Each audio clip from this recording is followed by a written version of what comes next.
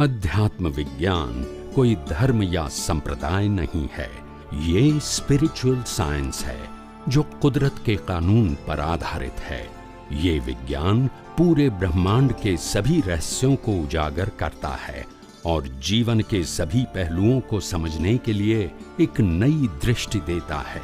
इसी को art of vision कहते हैं, दुनिया को देखने की एक नई दृष्टि, जो अध्यात्म विज्ञानी परम पूज्य स्वामी श्री कमलेशानंद जी के निर्देशन में सनातन सत्य का अनुसंधान कर हमारे जीवन को प्रकाशित करे।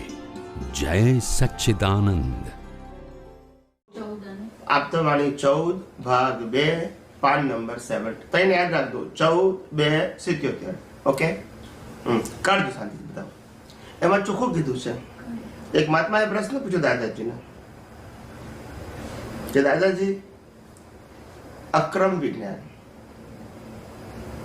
ને ક્રમિક માર્ગ તો અક્રમ વિજ્ઞાનમાં અક્રમ સનાતન છે આવો પ્રશ્ન પૂછ્યો ત્યારે દાદાએ કીધું અક્રમ સનાતન ના હોય, વિજ્ઞાન સનાતન હોય. શું કીધું? વિજ્ઞાન સનાતન. અક્રમ જે છે શબ્દ એ વિશેષણ છે. આ બધું હું બતાવું છું પાછું, આ જે લખ્યું છે એ જ બોલું છું. અક્રમ એ વિશેષણ છે, એ સંજોગ આદિને ઊભું થાય ને સંજોગ આદિને સમાપ્ત થઈ જાય. વિજ્ઞાન ઊભું થાય કે નાશ થાય આગળ લખ્યું છે. તો પછી આપણે શું કરવાનું? આપણે વિજ્ઞાન સમજવાનું. તો દાદા કે છે ક્રમ હોય કે અક્રમ હોય બંને પાથ છે. શું છે? પાથ છે. પણ બંને વિજ્ઞાન સમજવું પડશે, ક્રમ વાળાએ પણ ને અક્રમ વાળાએ પણ વિજ્ઞાન સમજવું પડશે. સમજાય છે? વિજ્ઞાનમાં ક્રમ અક્રમ હોતો નથી. વિજ્ઞાન યુનિવર્સલ ટ્રુથ છે. એને ક્રમ અક્રમ એ તમારા વ્યૂ પોઈન્ટ છે. તમે ક્રમ માર્ગે જાઓ કે અક્રમ માર્ગે જાઓ, બંને આ જગતનું સનાતન સત્ય સમજવું પડશે. તે સિવાય તમારી દ્રષ્ટિમાંથી અજ્ઞાન જશે નહીં, અને અજ્ઞાન ના જાય ત્યાં સુધી કર્મ બંધાવાના બંધ થાય નહીં. સમજાય છે? અજ્ઞાન ખલાસ થવું જોઈએ, એનું નામ વિજ્ઞાન કહેવાય. અને વિજ્ઞાનની દ્રષ્ટિ વિજ્ઞાન પ્રાપ્ત થાય તો વિજ્ઞાનનું એક જ કામ છે, અજ્ઞાનનો નાશ કરવો. વિજ્ઞાનમાં પાપ ના આવે, પુણ્ય ના આવે ને પ્રાયશ્ચિત ના આવે. વિજ્ઞાનમાં અજ્ઞાન નાશ કરવાનું. શું આવે? અજ્ઞાન નાશ. પાપ પુણ્ય પ્રાયશ્ચિત આ બધું રિલેટિવ સત્ય છે. ખ્યાલ આવ્યો? સમજાય છે? એ સનાતન સત્ય નથી અને વિજ્ઞાન નથી, એ ધાર્મિક સત્ય છે.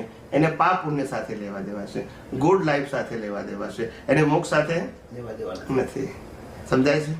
રામે પોતાની ધર્મપત્નીને છોડાવવા માટે લાખો લોકોને મારી નાખ્યા, તો નરકે ગયા? બોલતા નથી. મોક્ષે ગયા. અર્જુન મહાભારતની અંદર કરોડો માણસોને મારી નાખ્યા, તો નરકે ગયો? મોક્ષે. તો કેમ? કારણ શું? અને આપણે ક્રિયો બજાવતા અહીંયા કેમ છે?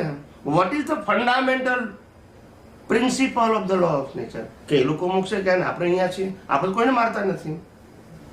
તો કુદરતનું કાનૂન એમના માટે આપણા માટે જુદો હશે કે એક હશે? એક જ હોય બધે. એક છે, છતાં આપણે સમજ્યા નહીં.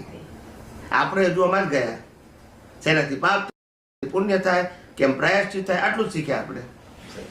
વિજ્ઞાન શું છે શીખ્યા નહીં. એ લોકોને વિજ્ઞાન સમજાઈ ગયેલું, એટલે મન વચન કાયાથી ગમે તે થયું તો પણ કરવા બંધાયા. સમજાય છે? વિજ્ઞાનનો મતલબ થાય સનાતન સત્ય, પ્રકૃતિનો મતલબ થાય રિલેટિવ સત્ય, પ્રકૃતિની અવસ્થાનો મતલબ થાય રિલેટિવ સત્ય. જેનું બિગિનિંગ અને એન્ડ હોય એ બધું રિલેટિવ ટ્રુથ, જેનું બિગિનિંગ અને એન્ડ ના હોય એ યુનિવર્સલ ટ્રુથ. યુનિવર્સલ ટ્રુથ જાણો નહીં ત્યાં સુધી રિલેટિવ ટ્રુથની જ વેલ્યુ કરો છો.